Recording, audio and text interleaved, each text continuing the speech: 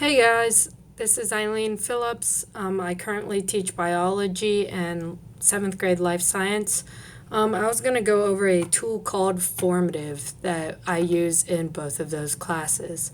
So Formative is free for teachers, but they do have different plans. So you could be on a plan that's paid, which is $13 a month and is paid annually, has some differences than the free, and then your school and district can also pay for it, and it has some other perks and features to it. The plan that my school is on is the school and district. We don't have a LMS or a learning management system in place because we are a private school. So a lot of teachers are using Formative. Okay.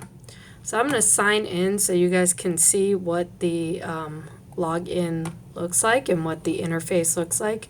So you can sign in with Google.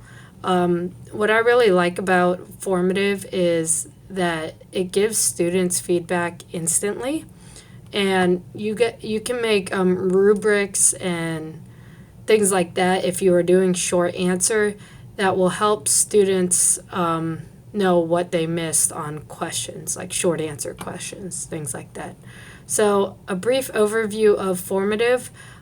Here are all the options on the left side for the menu. This is the home screen. It does sync with Google Classroom, so you can sync all of your classes and students in.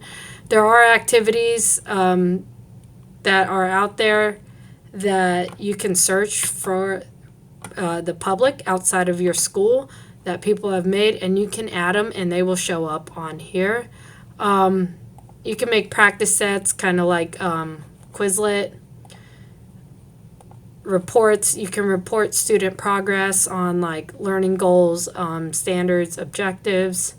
This library is where you can search for public ones. So like if I wanted to look for DNA activities, I could just search DNA and it'll show all pre-made public DNA assignments. And the good thing about it are answers are put in here, and the answers go into the Formative when they are made, and it pre-populates. Also shows the teams, like people who have Marist and are using it in your school. And then it shows your account, so like if you need to log in, notifications, support, and resources if you have any questions or need any help using the app. Okay, so I'm going to dive right into how to use Formative. To create a new one, you click Create.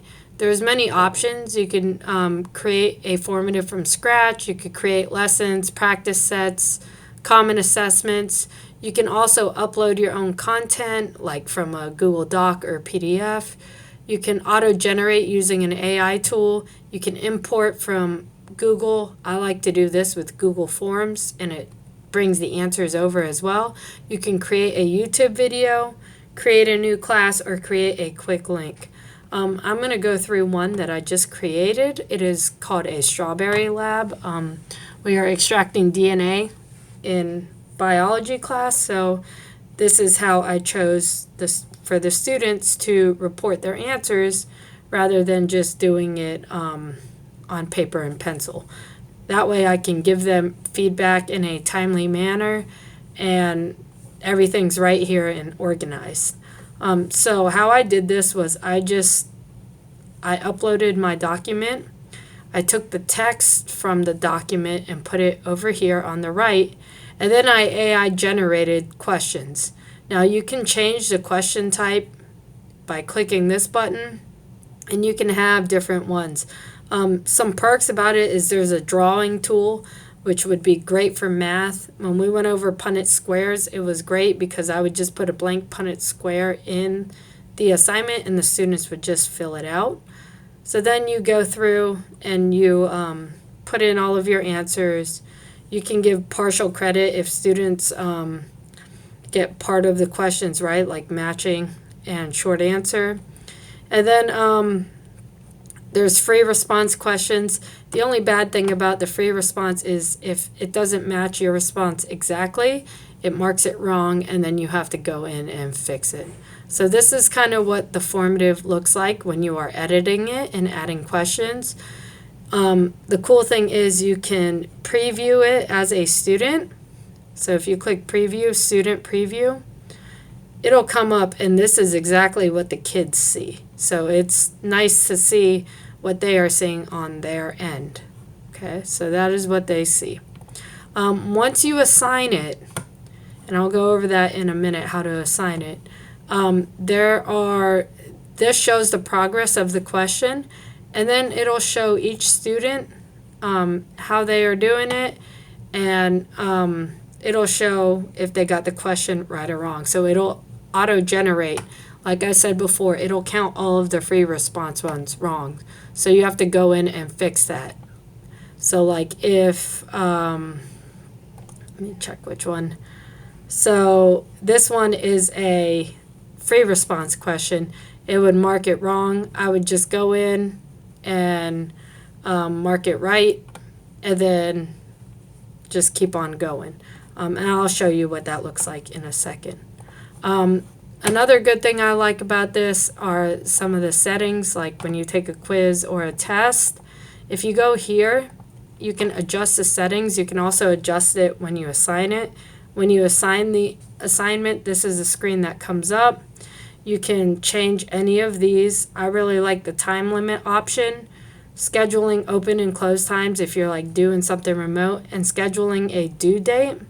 You can also do a lockdown mode where students can't go on other screens or anything else while they are taking your test or quiz. And then you can add it to certain students, assign to individual groups, and add accommodations on here as well.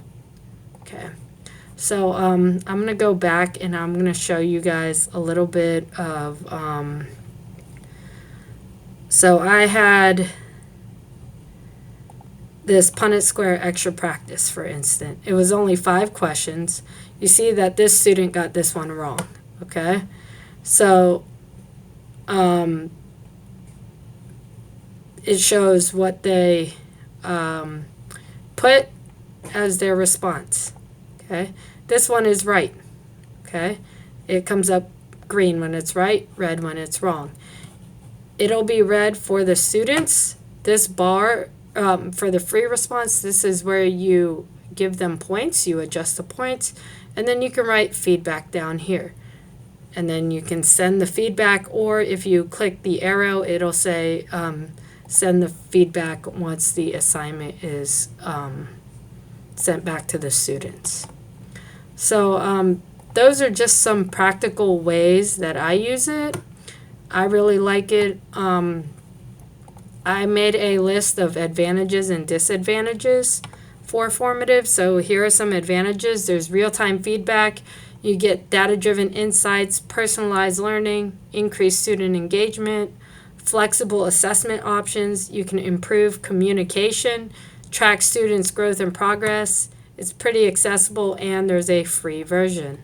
Some disadvantages are time commitment for students and teachers. It's got a learning curve on it. The quality of feedback, that is dependent on the teacher. So if you are not telling your students why they got something wrong, it's kind of a pointless, I guess, question or assessment or feedback. There are many options to the formatives. You can make certain like lessons or tests or worksheets or whatever. So it's pretty complex, and that could be a disadvantage as well. There's a potential for student anxiety. This one actually comes up a lot more than you think. Students are tracking their grades, so they're always asking, what they got wrong or when they can see a test, because I make my tests hidden after they take them.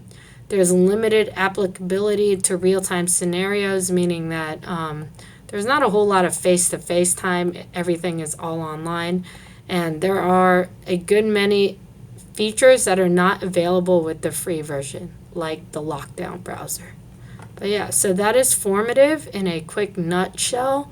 If you have any questions or anything about it, please let me know. and I would be happy to answer any questions. Thanks. Have a great day.